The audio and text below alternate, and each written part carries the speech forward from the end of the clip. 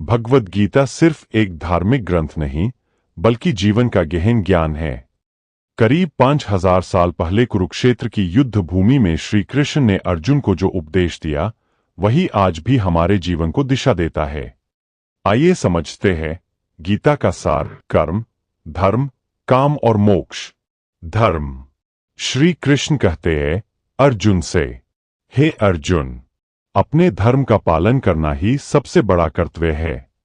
अपने स्वधर्म को निभाना ही श्रेष्ठ है, चाहे उसमें कठिनाई क्यों न हो। गीता सिखाती है हर इंसान का अपना कर्तव्य धर्म है। जैसे विद्यार्थी का धर्म है शिक्षा पाना, सैनिक का धर्म है देश की रक्षा, किसान का धर्म है खेती करना।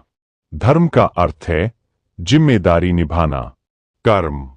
श्री कृष्ण कहते हैं, कर्मण्येवाधिकारस्ते मा फलेषु कदाचन।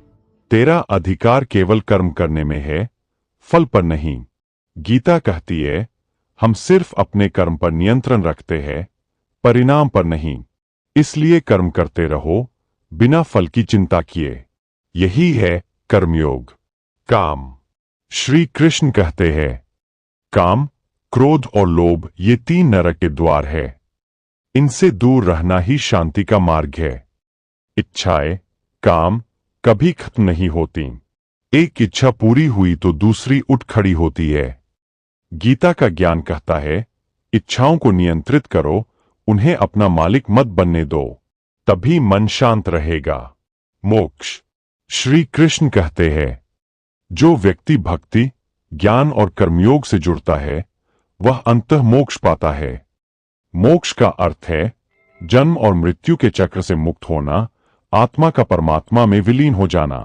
मोक्ष केवल मृत्यु के बाद का सत्य नहीं है, बल्कि जीवित रहते हुए भी शांति और संतोष का अनुभव करना है।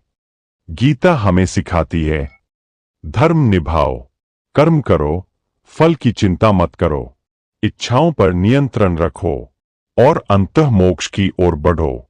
यही जीवन का मार्ग है, यही गीता का शाश्वत ज्ञान है।